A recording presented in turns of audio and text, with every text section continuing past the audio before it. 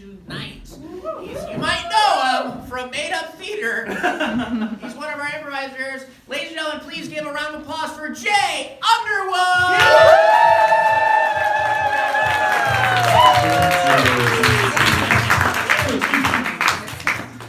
Welcome to Fremont.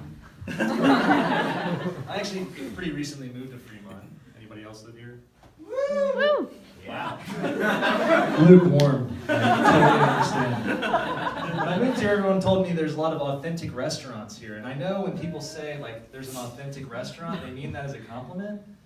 But when I hear that, I just think there's a reasonable chance that someone's going to get diarrhea. And the bathroom situation in these restaurants is not ideal. It's kind of like if you have to go to the bathroom at the grocery store, you kind of like go back through those big double doors, and there's like people on their breaks smoking, there's like a guy cleaning fish, like ice on the floor and stuff. You finally get back to the loading dock, and there's like a bathroom, no lock. If you're lucky, there's like one of those toilet paper seat cover things that you put down. That's your first line of defense. Like if someone tries to barge in, you just crinkle it. Try to ward them off. You always have to be within one leg length of the door. Just in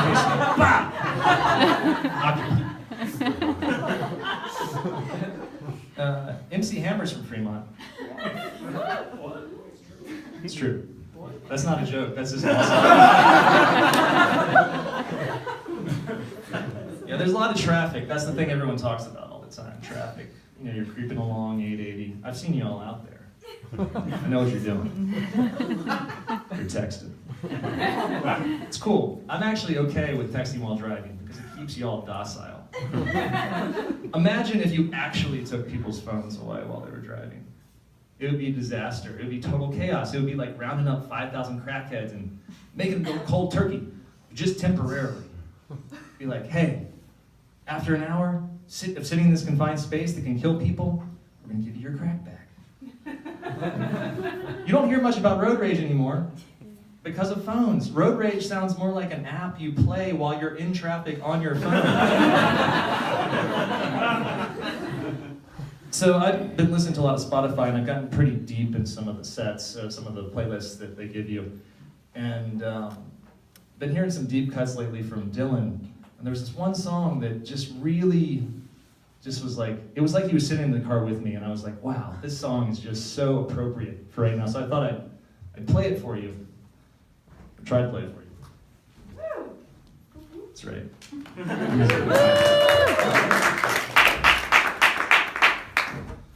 Thanks, Sean. You're welcome.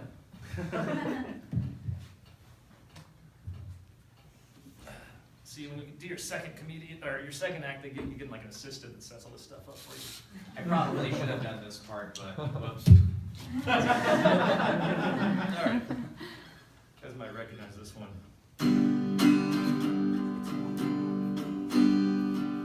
Head north on 880 from East San Jose. West of the hills and east of the bay. Make sure you got a full tank today, 'cause in your car you'll be staying. Try some Sudoku or even crochet, 'cause the lights, they aren't a change. 680 north is an option to take. You will soon learn your rookie mistake. The Ford is most likely baked, and his lane is not a staying. The left lane looks faster, but don't take the bait. The lights, they aren't changing. Maybe Warm Springs is your final hope. Get to the corner of Mission. Nope. This rate of travel, you consider a boat. The Dumbarton, no, that's crazy. Podcasts can no longer help you to cope, 'cause the lights, they aren't a changing.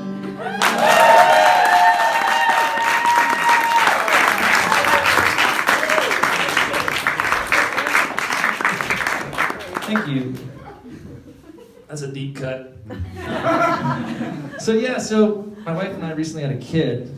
This is really cool.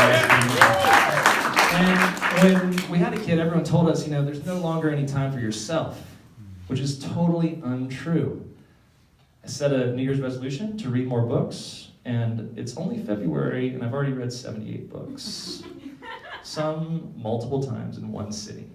Now, these books are like 6 to 8 pages. But page count was not part of the metric, so I'm counting it. I've actually been talking to my own parents a lot on the phone, just because you're asking for advice and stuff, and my dad's always asking me about technology questions. He's always asking me what he should do to set up, right? And he keeps asking me if he should get rid of his home phone. He's always asking, I'm like, well, does anyone call you on it? He's like, yeah, only telemarketers trying to sell me shit. I think these telemarketers are pretty smart, right? Because in 2018, if you call someone on their home phone, they buy unnecessary things.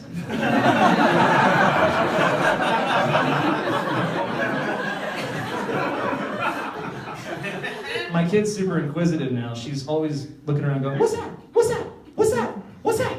What's that? Pointing at things, just pointing. What's that? What's that? Well, that's really what she sounds like. My wife can verify.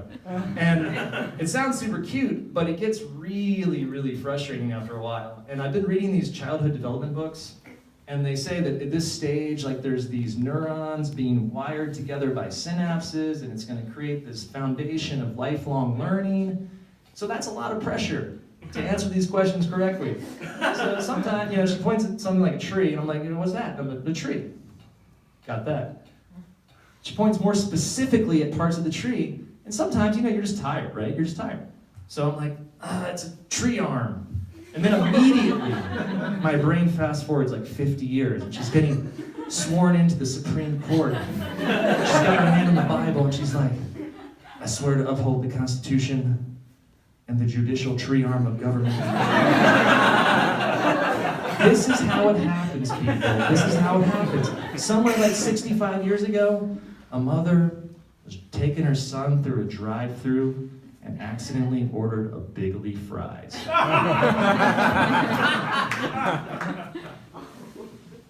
trying to teach my kids good values, Good values. It's getting complicated, though. The other day, I was trying to send a text, and it was just trying to say okay. Literally, okay. And next to the okay, this little thumbs up emoji popped up as an option instead of writing okay. There's 6 different races of thumbs to choose from now. There's 2 whites. Which white am I? That's confusing, right? So if I solve the problem, now every time I have to say okay, I just send all 6. Which is great, because no one thinks I'm racist. But terrible, because everyone thinks I love their idea.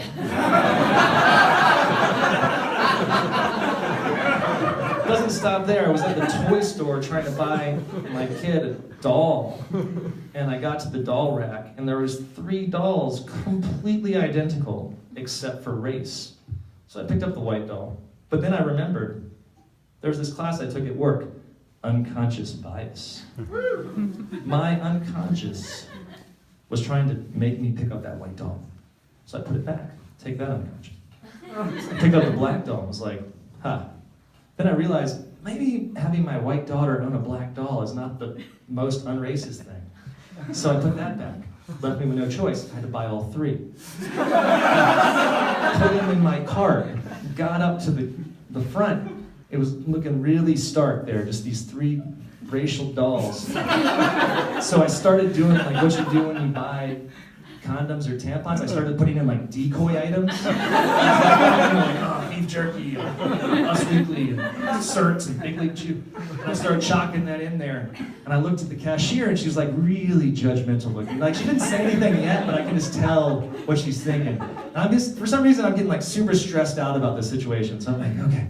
I put the dolls, I put everything in, I kind of mix them together so it looks like, you have to really look.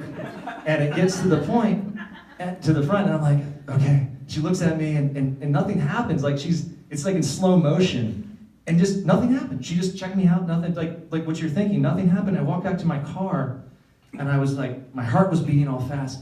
And I look over in the passenger seat, and like in the top of the bag is the 3 dolls, and I look at them, and they're giving me 6 thumbs up.